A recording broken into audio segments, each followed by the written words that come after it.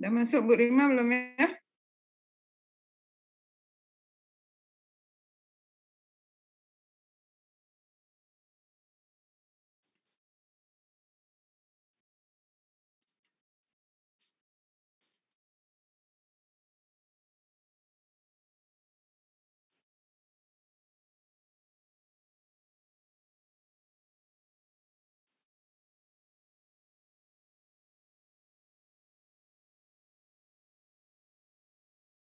Maaf dokter, ini memutar video YouTube itu ya dokter?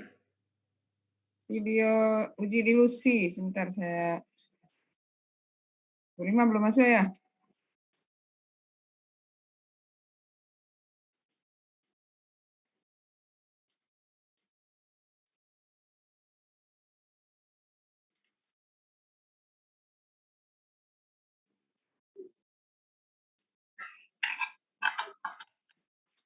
Saya kirim ke Zarfan ya. Sudah Bu, sudah Rima share. Sudah kelihatan Bu?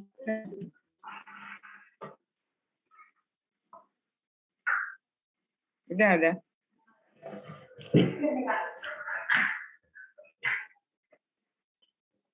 Dia samping-sampingnya ini nampak juga.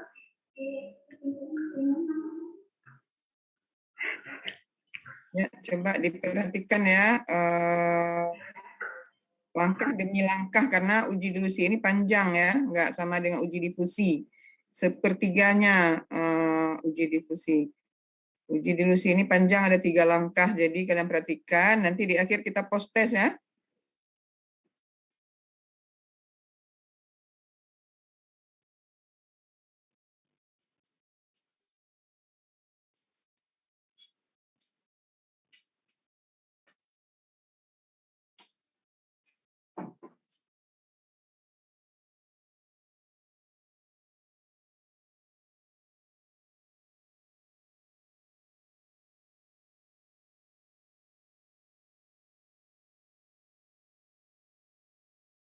Nah, itu yang di lab itu adalah biosafety kabinet. Jadi dikerjakan di dalam biosafety kabinet.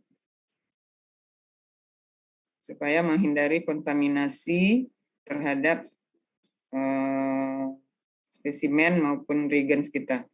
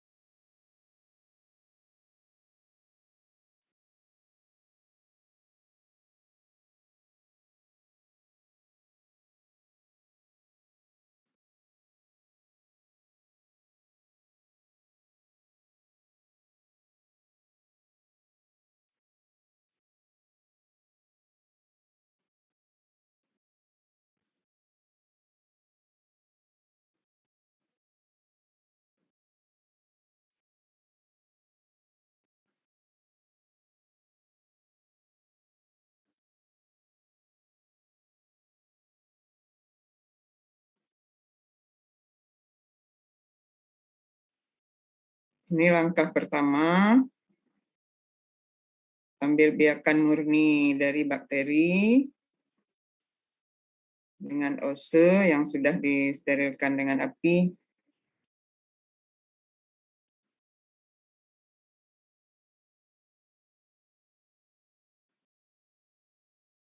Ambil 1 ose.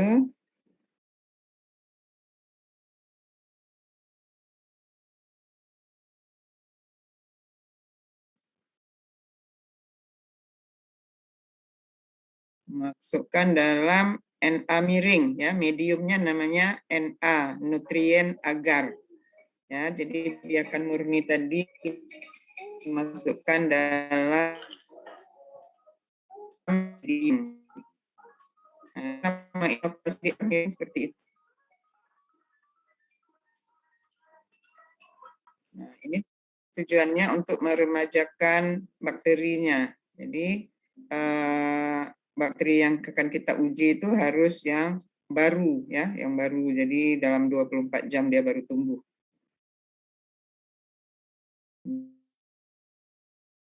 Dan OC-nya dipanaskan lagi supaya tidak terkontaminasi lingkungan ke dalam 37 derajat Celcius.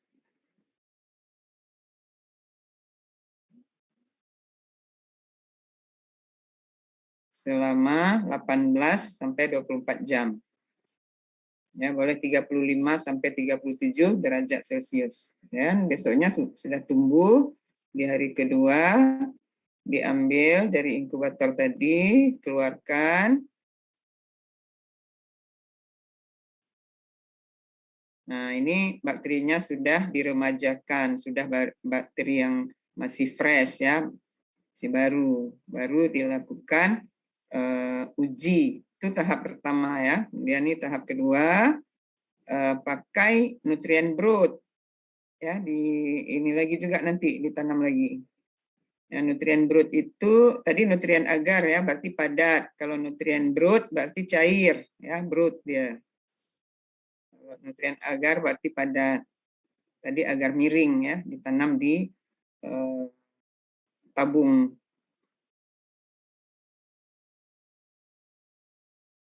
Nah, sekarang bakteri yang di agar miring tadi diambil,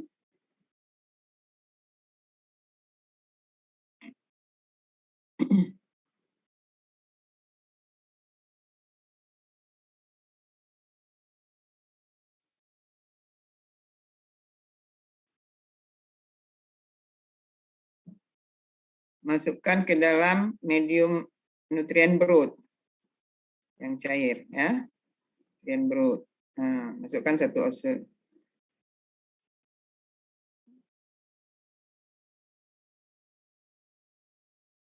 Ya, begitu cara inokulasinya di dekat api, dan ujung dari tabung harus selalu dekat api supaya tidak terkontaminasi. Panaskan lagi ose supaya tidak mengkontaminasi lingkungan. Taruh di dalam tabung yang berisi alkohol boleh. Nah, kemudian diinkubasi lagi dalam inkubator 1 malam lagi. Nah, ini sudah di dalam brood. Ya, jadi pertama ditanam di agar miring, kemudian ditanam di agar nutrien brood. 1 malam, 18 sampai 24 jam, lalu dia udah tumbuh, udah keruh tuh ya, udah tumbuh. Nah, ini di hari ketiga, siapkan bahan, tabung steril, kasih label. Kita perlakuan boleh antibiotik, boleh bahan alam, kita mau uji ya. Kalau kalian mau penelitian bawang putih misalnya, boleh kalian mau uji antibakteri dari bawang putih. Berarti ambil ekstrak bawang putih. Nah, di sini kayaknya dia ngujinya pakai bawang putih. Nah, itu ekstrak bawang putih. Ya, itu diperkirakan ada kandungan antibakteri di dalam ekstrak bawang putih. Nah, pakai mikropipet, ada Vortex ya untuk mengkocok.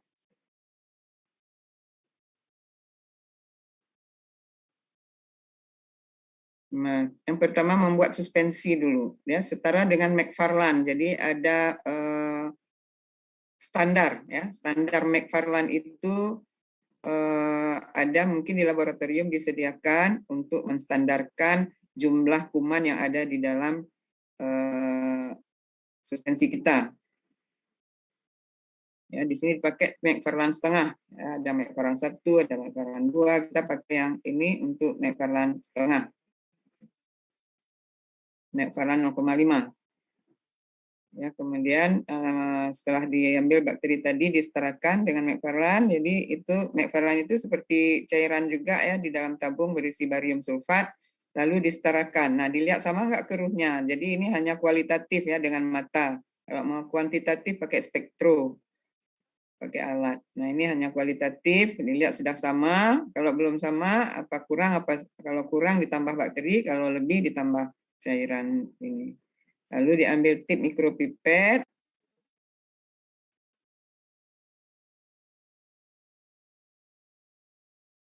Itu tipnya steril ya. Tip itu yang di ujung mikropipet itu namanya tip.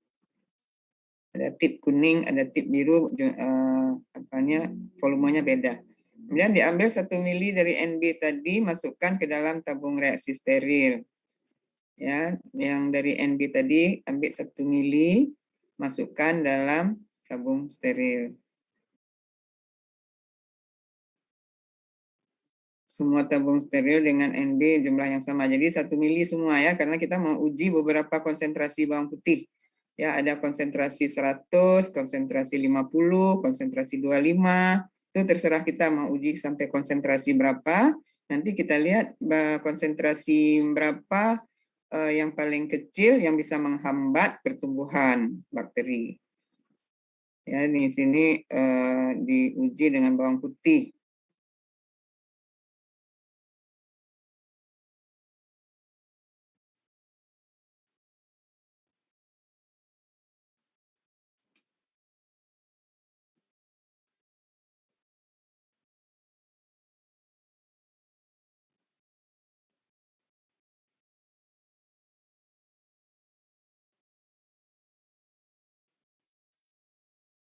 Betul sih, Harimah.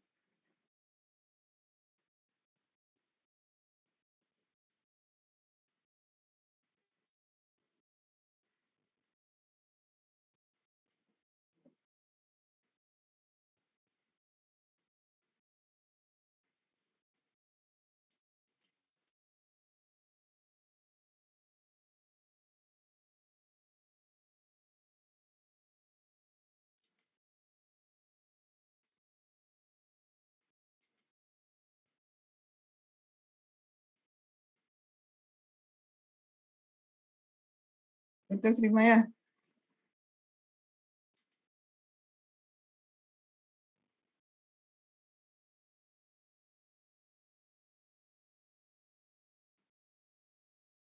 Lanjut ya, nih.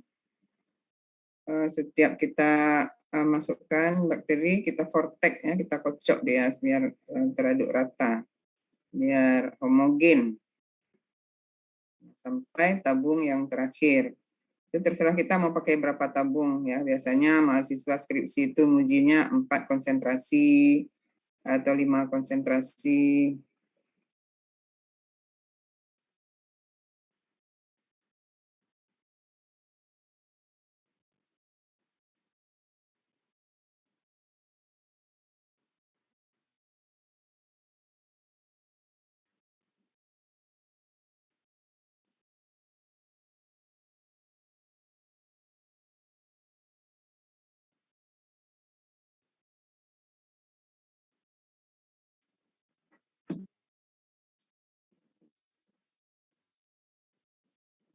Iklan. Nah, kemudian sekarang dimasukkan suspensi bakteri. Ambil tip ya, tipnya tuh ditaruh di dalam Erlenmeyer yang steril, makanya dia bisa juga kita taruh di rak tapi udah steril.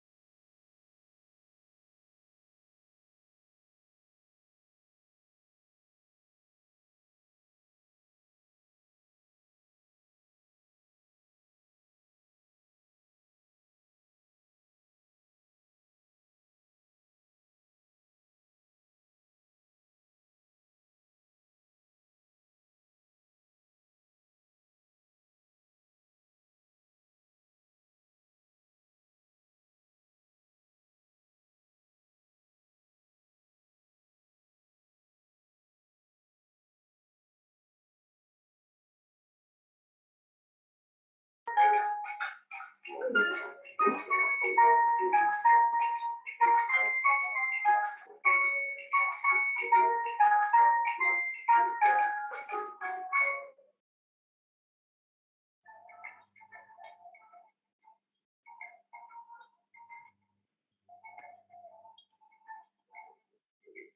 itu sudah diinkubasi 1 malam, dilihat ya kekeruhannya ya. Nah, kemudian itu dari situ dia bisa menentukan KHM ya, KHM atau MIC. Kemudian untuk menentukan KBM yang dari medium cair tadi ditanam ke dalam medium padat, dilihat mana konsentrasi yang terkecil yang tidak tumbuh lagi pada media padat.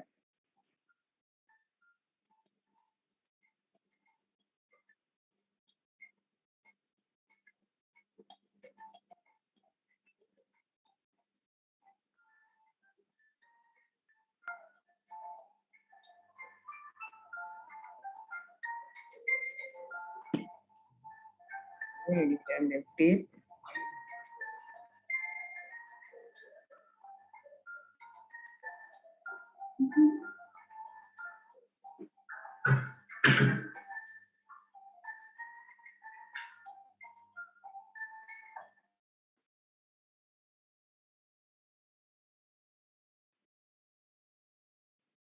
Ambil 0,1 mili larutan suspensi tadi.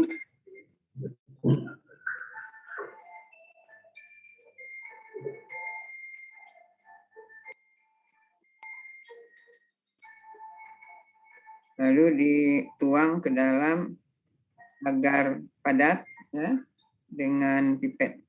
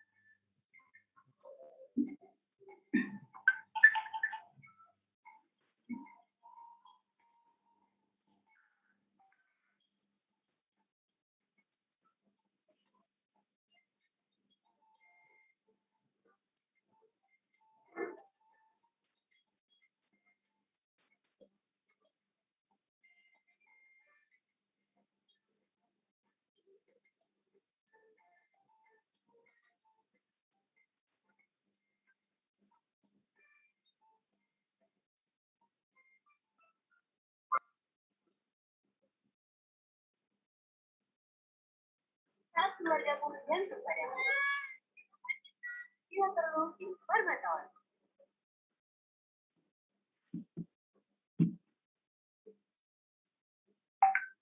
Nah, ini udah hari kelima, ya sudah ditanam di dalam medium padat untuk menentukan KBM. Di sini dilakukan hitung koloni, ya jumlah koloni yang tumbuh dihitung menggunakan koloni counter nama alatnya.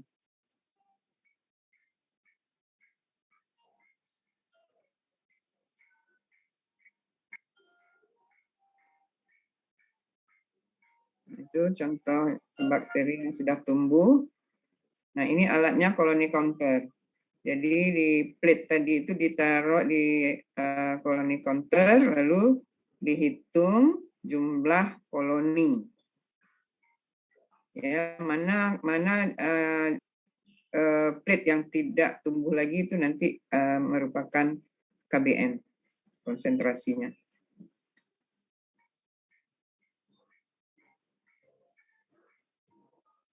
Itu cara menghitungnya ya. Jadi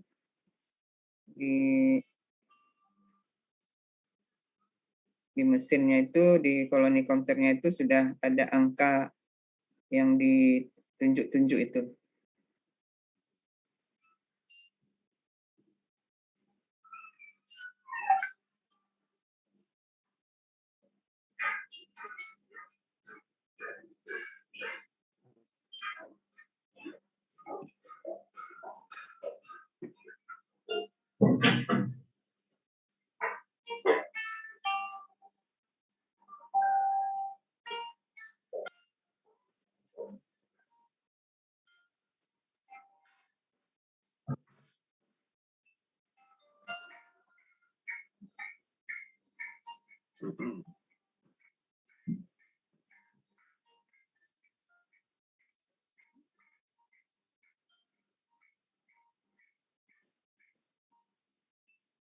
Ya, angka yang di atas itu yang merah itu sudah 240 itu jumlah koloni.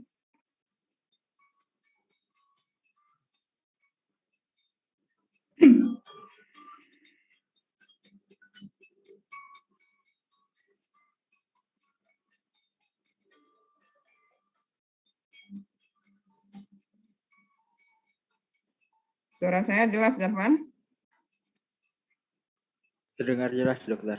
Nah, ini cara menentukan KBM ya. Jadi jumlah koloni yang lebih kecil dari 0,1 itu adalah nilai KBM. Ya, konsentrasi bawang putih tadi. Ya, itu video.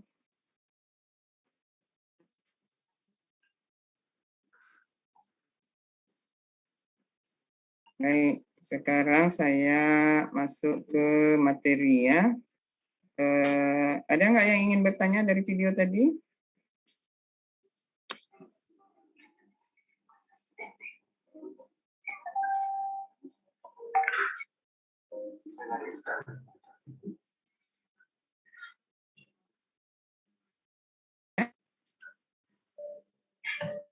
Ada yang ingin bertanya?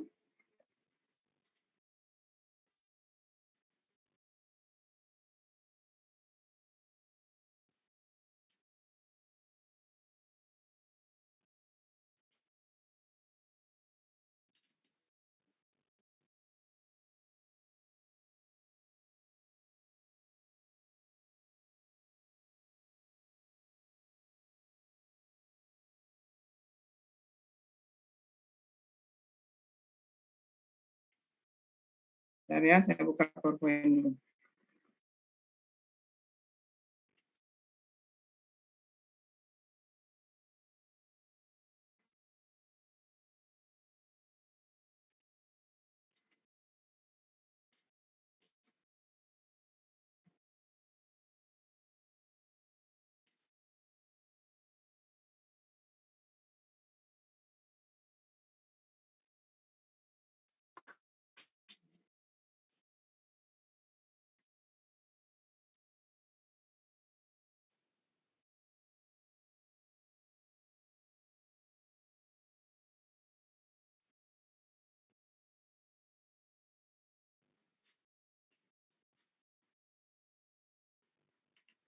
Sambil saya cari PowerPoint, coba Zarfan putar video yang satu lagi.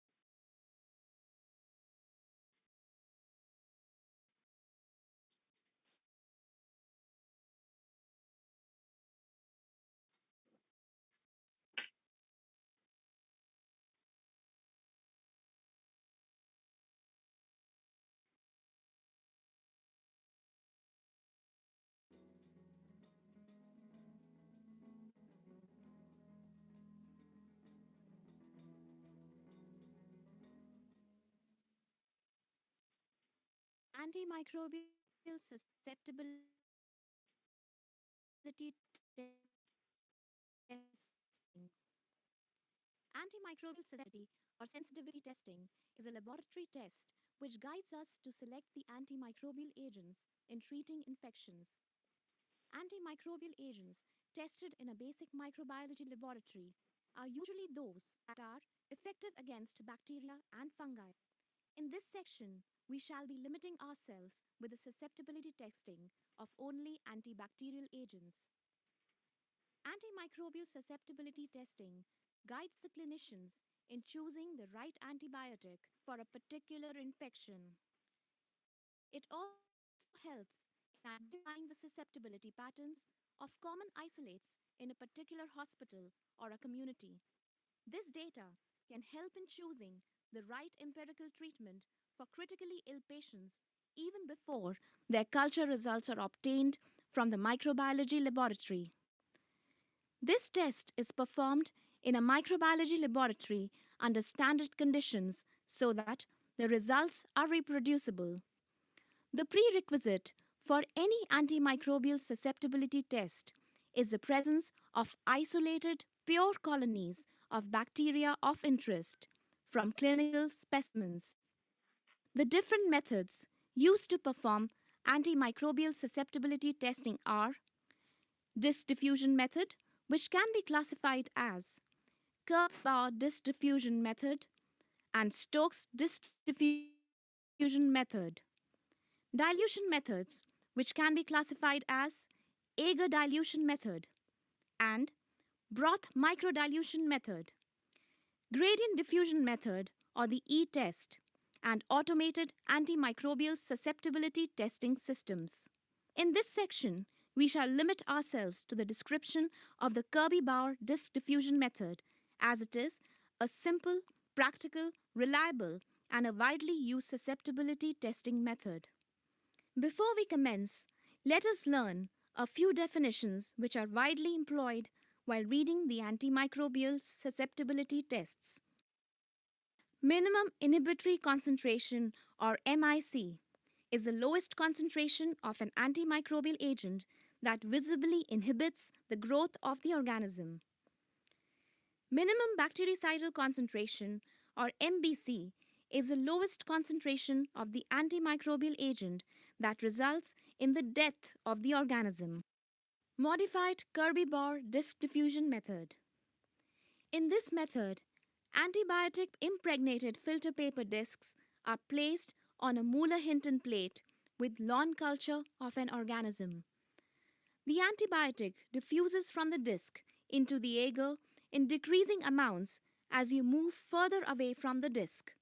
If the organism is killed or inhibited by the concentration of the antibiotic, there will be no growth in the immediate area around the disc. This zone is called the zone of inhibition. Always use discs of correct antimicrobial content, an inoculum which gives confluent growth, and a reliable Mueller-Hinton agar. Quality control for media should always be performed. The test method must be followed exactly in every detail. After incubation at 35 degrees centigrade for 16 to 18 hours, zone sizes are measured and interpreted using CLSI standards, which are available as charts from various manufacturers. Antimicrobial discs. The choice of antimicrobials to be included in susceptibility tests will depend on the pathogen, the specimen, range of locally available antimicrobials, and prescribing policies of your hospital. These discs can be purchased commercially or can be prepared in-house. Inoculum of turbidity standard equivalent to McFarland 0.5. McFarland is a barium sulfate standard against which the turbidity of the test and control inocula can be compared. When matched with the McFarland 0.5 standard, the inocula should give confluent growth. Always shake the standard immediately before use. Mueller-Hinton agar. Prepare and sterilize the medium as instructed by the manufacturer. The pH of the medium should be 7.2 to 7.4. In addition to factors such as pH and cation content, the depth of the agar medium can affect test accuracy and must be carefully controlled. If the agar is too thick, the inhibition zones are smaller. If it is thin, the zones are larger. Pour about 25 milliliters of media into a 90 millimeter diameter sterile Petri dish to give a depth of 4 millimeters. Care must be taken to pour the plates on a level surface so that the depth of the medium is uniform. Each new batch of agar should be controlled by testing it with a control strain of Enterococcus faecalis ATCC 29212 and a cotrimoxazole disc. The zone of inhibition should be 20 millimeters or more in diameter. The plates can be stored at 2 to 8 degrees centigrade for up to 2 weeks. Before using, dry the plates with their lids slightly raised in a 35 to 37 degrees centigrade incubator for about 30 minutes. Control strains. Control strains are used to test the performance of the method. These can be obtained from reference laboratories or can be purchased commercially. The following strains of bacterial species are recommended: Escherichia coli, ATCC 25922, Klebsiella pneumoniae, ATCC 700603, Pseudomonas aeruginosa, ATCC 27853, Enterococcus faecalis, ATCC 29212, Staphylococcus aureus, ATCC 25923. The control strains should be grown on slopes of nutrient agar or tryptone soya agar and stored refrigerated at 2 to 8 degrees centigrade. They should be subcultured every 3 to 6 months. At the beginning of each week, a nutrient broth or agar culture should be prepared for daily use. Method. The prerequisite for any antimicrobial sensitivity test is the presence of isolated colonies of bacteria which are obtained from various specimens sent to the laboratory. Day 1. Culture specimens on appropriate media using techniques described in the earlier section on culture methods. Incubate overnight to get isolated colonies of bacteria whose sensitivity to various antimicrobials can now be tested. Day 2. Remove the antimicrobial discs and the Mueller-Hinton plates from the refrigerator and keep them outside for 20 to 30 minutes till they reach the room temperature. Wear personal protective equipment. Label the test tube of nutrient broth in which the colonies are to be inoculated. Using a sterile wire loop, touch 3 to 5 well-isolated colonies of similar appearance to the test organism and emulsify in 3 to 4 milliliters of sterile physiological saline or nutrient broth. Culture grown from a specimen can give a mixture of colonies which are representative of different bacteria present in the specimen.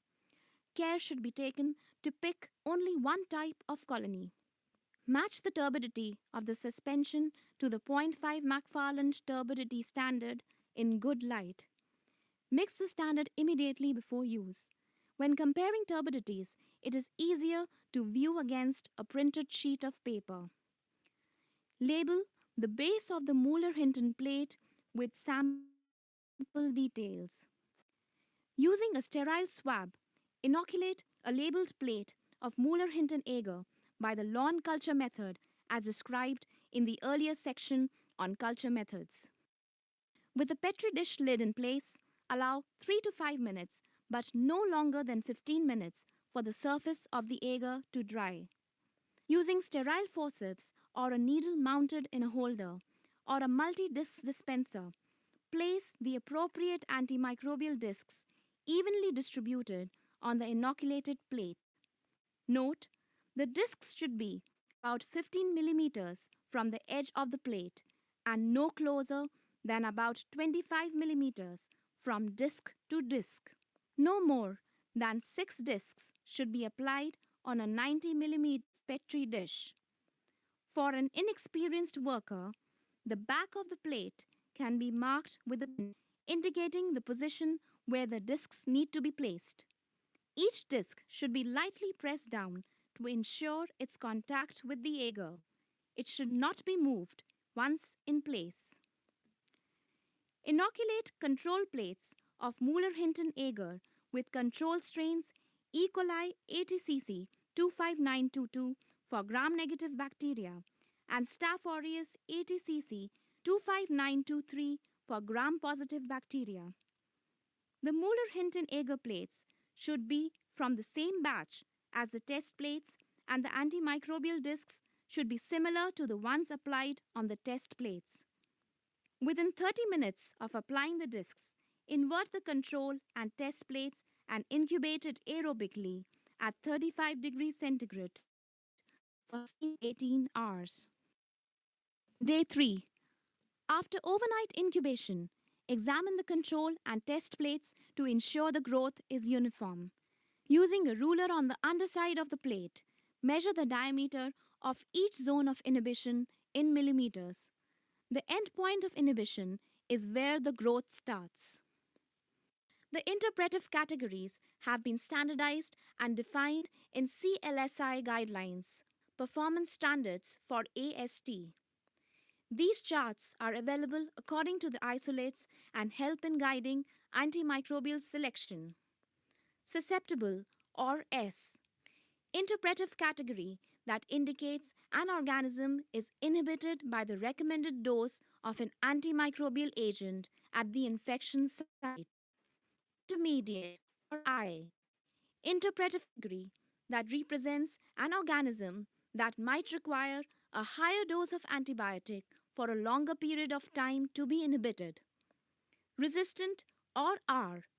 Interpretive category that indicates an organism is not inhibited by the recommended dose of an antimicrobial agent at the infection site. Interpretation of zone sizes. Interpret the zone sizes of each antimicrobial using the CLSI interpretative chart and report the organism as resistant, intermediate or moderately susceptible, or susceptible or sensitive. Resistant. Resistant indicates that the antimicrobial agent in question may not be an appropriate choice for treatment. Intermediate indicates a number of possibilities. The potential utility of the antimicrobial agent in body sites where it may be concentrated, for example, the urinary tract, or if high concentrations of the drugs are used. Possible effectiveness of the antimicrobial agent against the isolate, but possibly less so than against a susceptible isolate. Measuring from the edge where the growth starts, identify the bacteria as susceptible, intermediately susceptible, or resistant. There are 3 exceptions to the rule. With sulfonamides and cotrimoxazole, ignore slight growth within the zone of inhibition. Certain Proteus species may swarm into the area of inhibition. When beta-lactamase producing staphylococci are tested, zone of inhibition are produced with a heaped up, clearly defined edge. Regardless of the size of the inhibition zone, they should be reported as resistant. Critical points in quality assurance. Culture medium. Mueller-Hinton agar should be prepared as per the manufacturer's instructions, and the pH of the medium should be 7.2 to 7.4. About 25 milliliters of media should be poured into a 90 millimeter diameter sterile Petri dish to give a depth of 4 millimeters. Care must be taken to pour the plates on a level surface so that the depth of the medium is uniform. If the medium is too thin, the inhibition zones will be falsely large, and if too thick, the zones will be falsely small. Plates should be stored in a refrigerator at 2 to 8 degrees centigrade. If refrigerated, they should be wrapped in plastic to minimize evaporation. Just before use, if excess moisture is visible on the surface. Plate should be placed in an incubator at 35 degrees centigrade with lids ajar in a laminar flow hood at room temperature until the moisture evaporates, which usually takes 10 to 30 minutes. Antimicrobial discs. The supply stock of the discs should be stored at minus 20 degrees centigrade, whereas the discs in use should be stored in a refrigerator. Before applying the discs to the plate, the discs should be removed from the refrigerator and kept outside for 20 to 30 minutes till they reach the room temperature. Expired antimicrobial discs should not be used. Proper placement of the discs is important. The discs should be placed about 15 millimeters from the edge of the plate and no closer than about 25 millimeters from disc to disc. No more than 6 discs should be applied on a 90 millimeters Petri dish. Haphazard placement of the discs will result in overlapping of zones and non-reliable results. Size of the inoculums. A heavy inoculum will result in small zone sizes, whereas a lighter inoculum will give larger zone sizes. Hence, the turbidity of the inoculum should always be checked against a standard. The recommended standard is 0.5 McFarland standard. Incubation condition. The ideal incubation temperature is 35 to 37 degrees centigrade. Larger zones may be seen with incubation temperature less than 35 degrees centigrade. The duration of incubation should be around 16 to 18 hours or overnight. Lesser duration of incubation will not give reliable results. Control with reference strains. Controls with reference ATCC strains should always be put daily with each batch of antimicrobial sensitivity plates. Reading inhibition diameters. The measuring device, like a ruler, a caliper, or a standardized chart, is held on the back of the inverted Petri dish, which is illuminated with reflected light located a few inches above a black, non-reflecting background. Zone margin should be considered the area showing no obvious visible growth detectable with the unaided eye.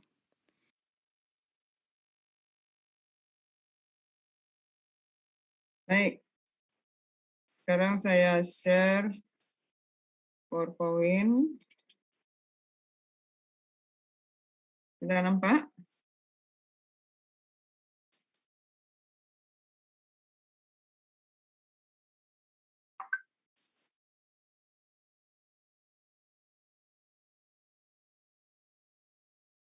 Oke. Ini coba diperhatikan baik-baik ya. Nanti setelah ini kita post test ya. Nanti saya kasih post test, ditulis aja di kertas biasa, terus kirim melalui WA. Jadi hari ini kita praktikum uji kepekaan antimikroba secara dilusi. Nah, kita pasti sudah sering dengar ya uji sensitivitas atau uji kepekaan. Kadang-kadang ada juga jurnal yang menulis uji resistensi, ya.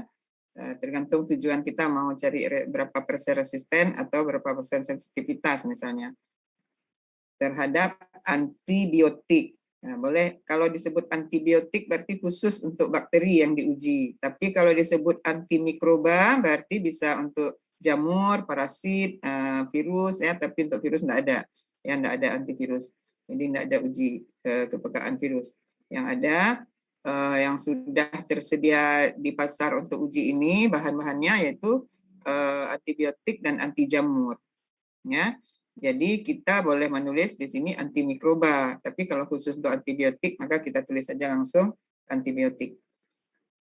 Nah, apa itu uji kepekaan? Yaitu prosedur in vitro, ya. Kalau disebut in vitro berarti ini dilakukan di laboratorium, ya, di media agar misalnya. Tapi kalau disebut in vivo berarti digunakan hewan coba, ya. Itu beda in vitro dengan in vivo. In vivo berarti di dalam hewan coba.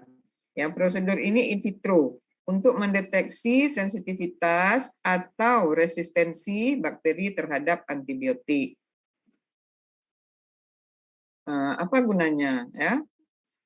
Yang pertama dapat menjadi pedoman klinis yang berguna dalam memilih terapi antibiotik terbaik, mana yang paling sensitif. Jadi kita nggak salah kasih antibiotik untuk pasien infeksi.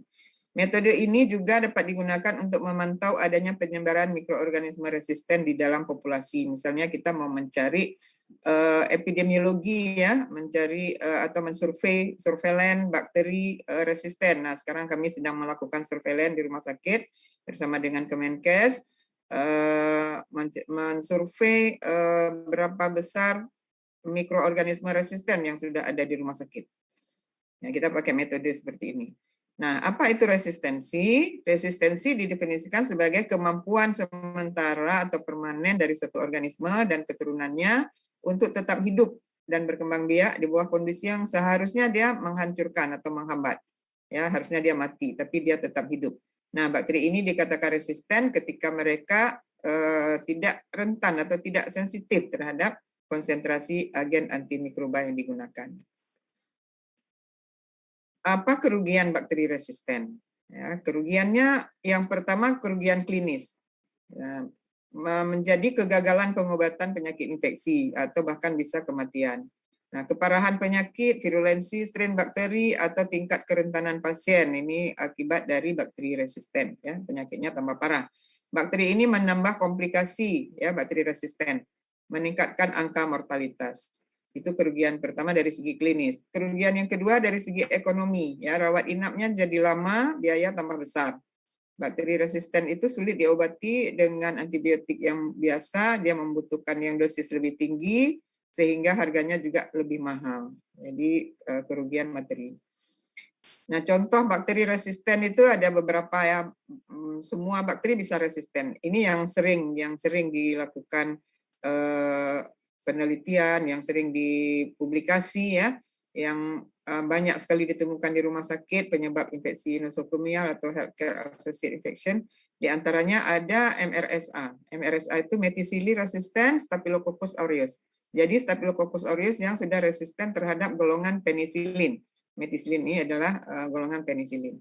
Yang kedua adalah Enterobacteriaceae penghasil enzim extended spectrum beta lactamase atau ESBL.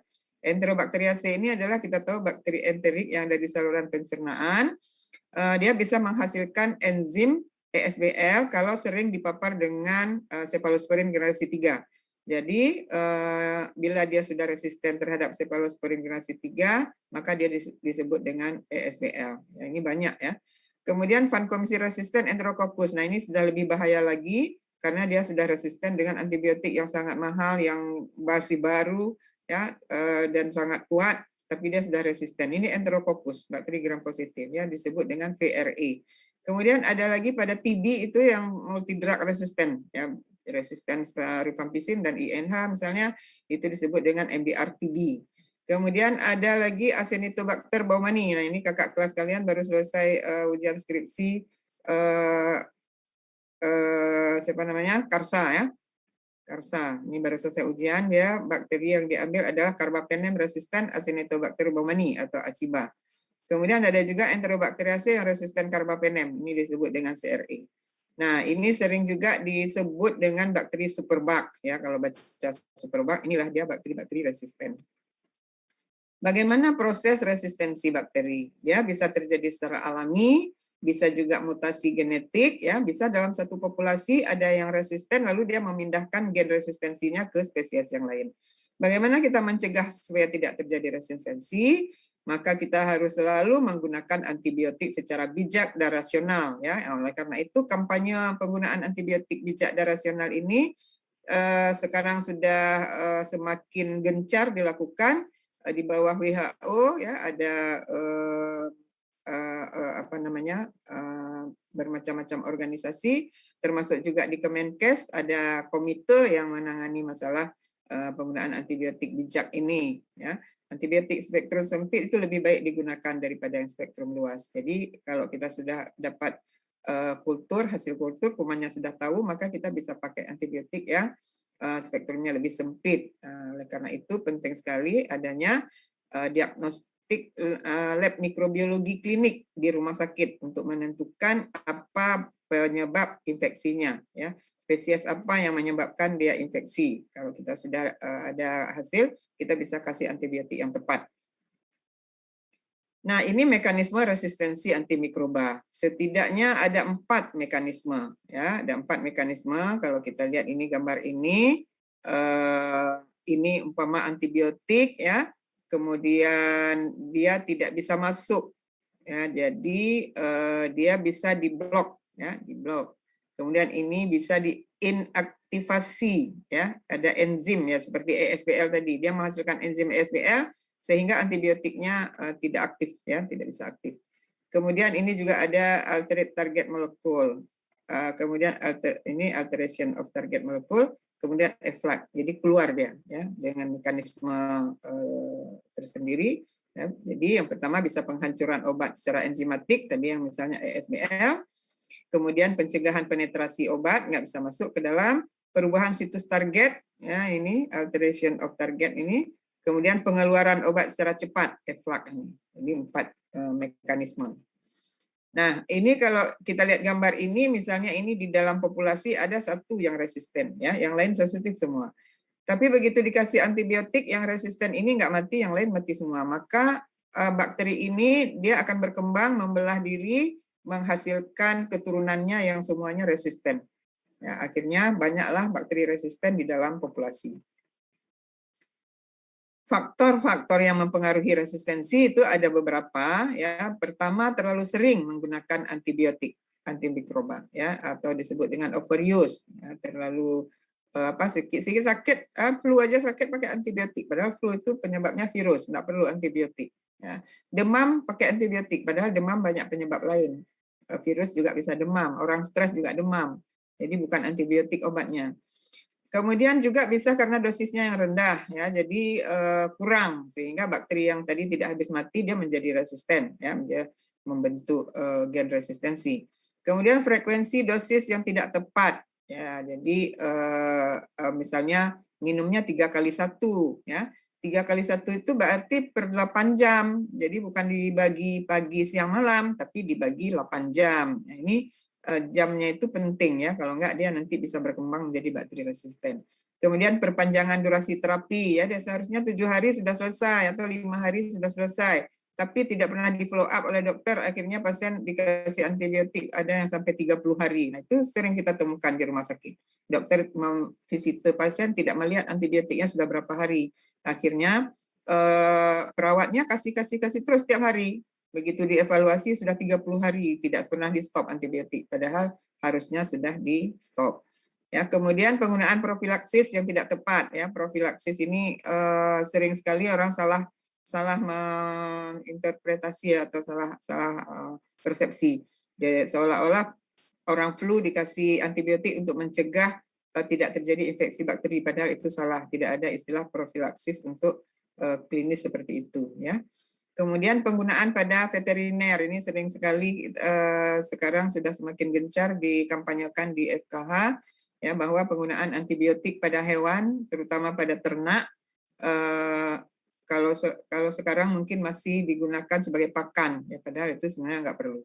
Jadi dalam daging ternak tersebut mengandung residu antibiotik yang kemudian kita makan, dan di dalam tubuh kita mengandung residu antibiotik sehingga bakteri yang ada di flora normal kita menjadi resisten. Nah, ini golongan-golongan antibiotik, nanti kalian bisa lihat sendiri, ya, penggolongannya. Ada yang menghambat sintesa asam nukleat, ada yang menghambat sintesa dinding sel, ada yang menghambat membran sitoplasma, ada yang menghambat sintesa protein. Ini adalah golongan-golongannya.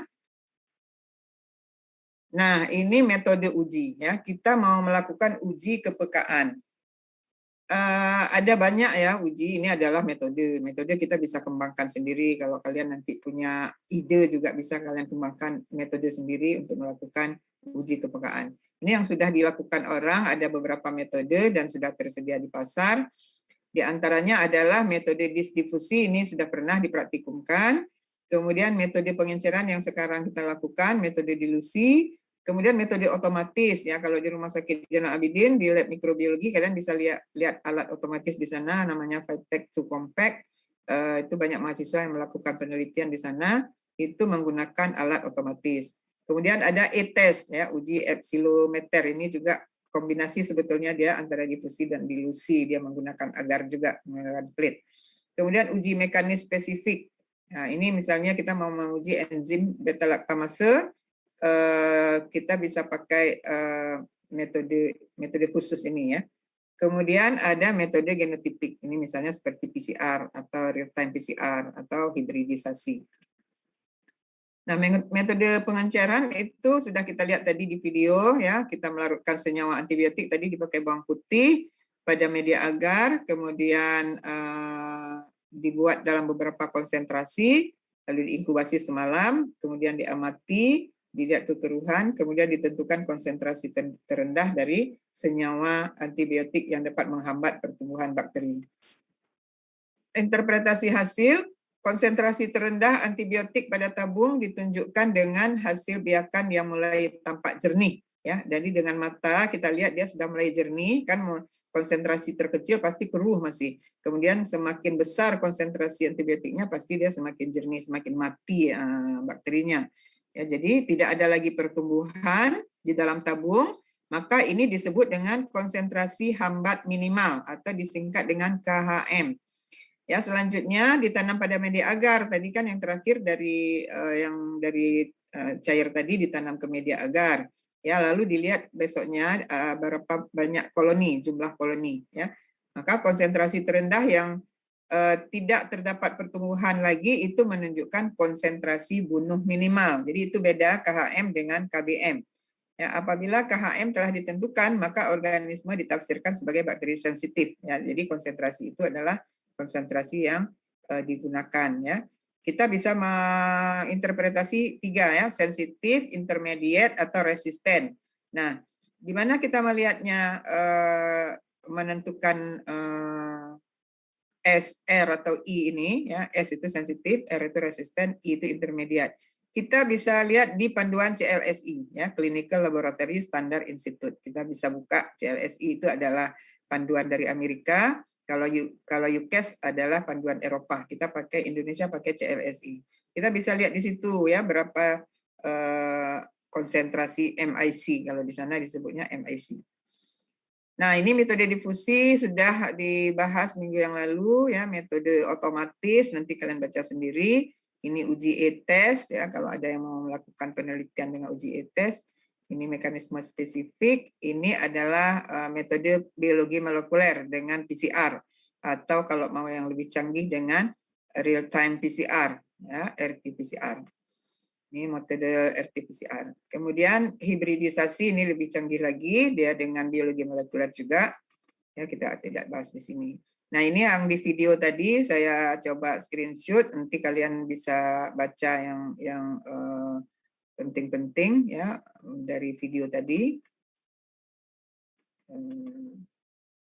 Nah, ini dari video tadi. Ini bisa dilihat ya, ini yang difusi ya pakai cakram. Yang kertas ini namanya cakram.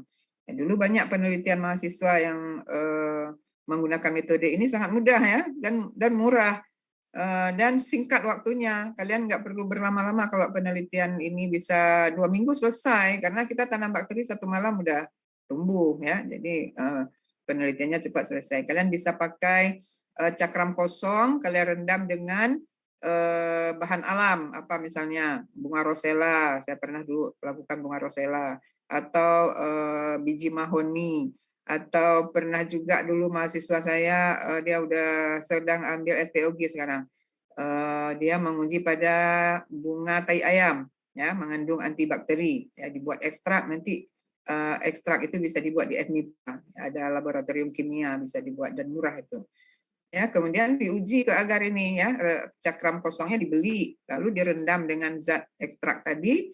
Lalu diuji dengan bakteri apa kita mau uji, Staphylococcus, E. coli itu terserah kita mau pilih bakteri apa. Nah, besoknya kita lihat zona hambat, kita ukur berapa milimeter.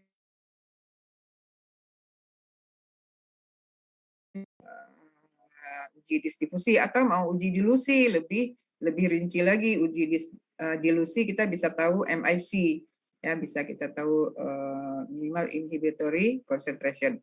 Nah, ini bisa menjadi satu skripsi. Jadi saya mengharapkan di angkatan kalian ini bisa banyak nanti yang melakukan skripsi di bidang ini ya untuk menemukan antibiotik baru misalnya di bahan alam.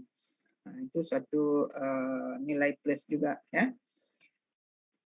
Ini dilusi ya, ini metode dilusi bisa pakai well seperti ini.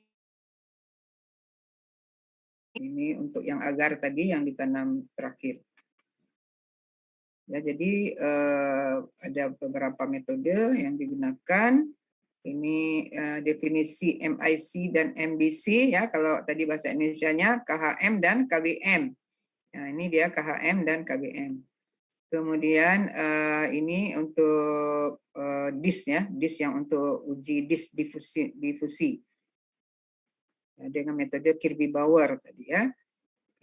Ini kalau kita mau mensetarakan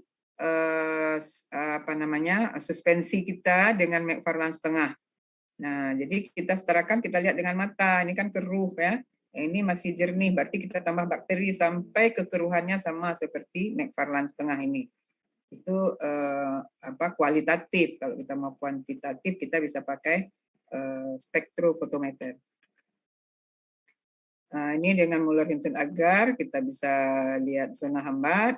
Nah, bakteri untuk kontrol kita bisa pakai ATCC. Ini bisa dibeli ya, tapi kalau beli sendiri mahal.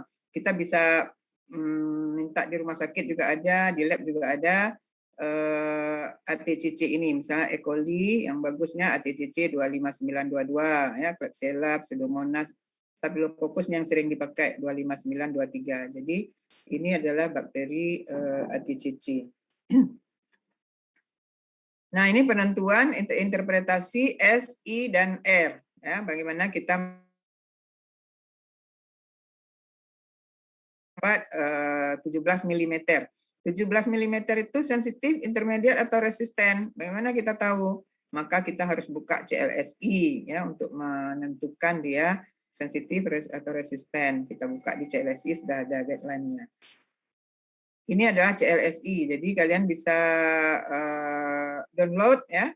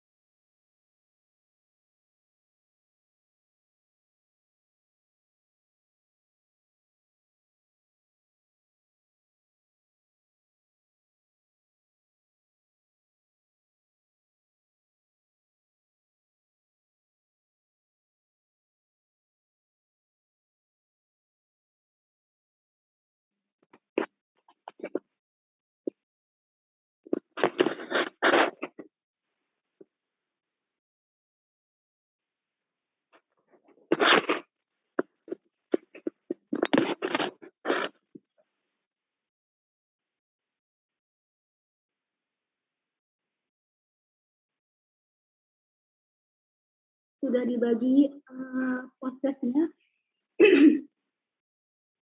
Masih bisa dengar saya, kalian?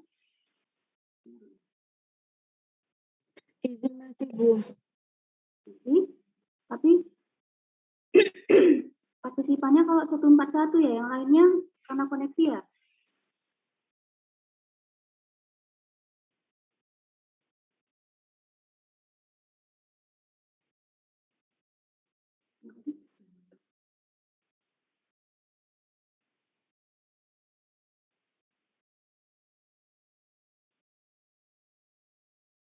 Aduh, jaringan. Jadi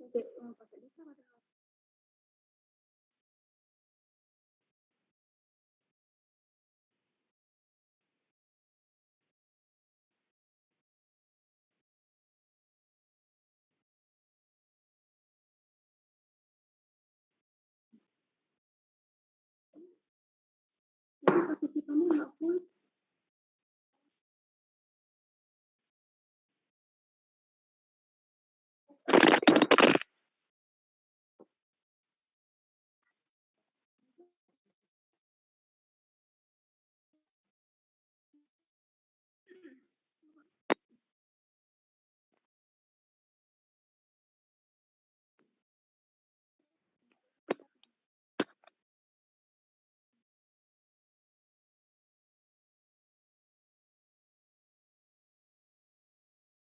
Darpan bisa dengar saya nggak?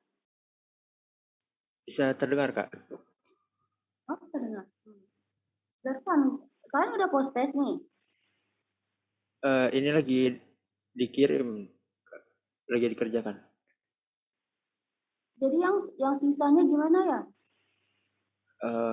Yang enggak, maksudnya yang proses tadi sudah dikirimkan oleh dokter Zinatul. nanti. Sudah lewat WA, nanti dikirimkan lewat Google Drive. Oh gitu, oke. Sudah kerjakan terus. Berarti kira-kira masuk lagi nggak ya yang sisanya nih? Berarti sisa 40-an ya? Iya, Kak, masih sisa 40-an. Karena memang buruk sekali tinggal di Darussalam.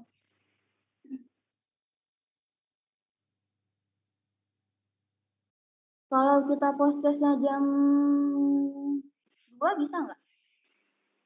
Jam 2 ada praktikum, Kak.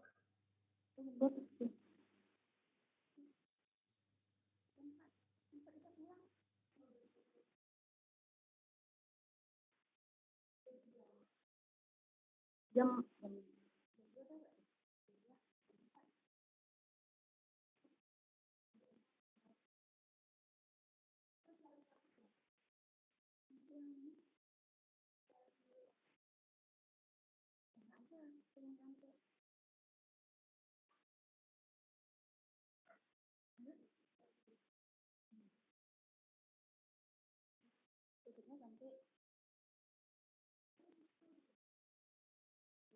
nggak tahu.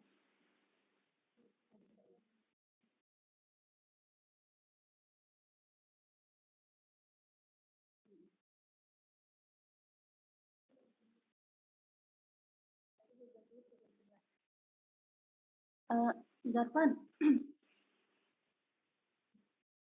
semuanya nanti jam 10 kakak share link post test yang untuk pertemuan kemarin. Kakak buka sampai jam 11 ya.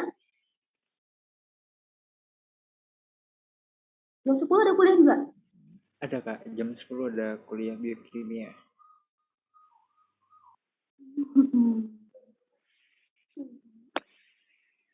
Sampai jam berapa yang kosong? Sampai jam 12. Saya buka Kosong lagi nanti sore. Boleh?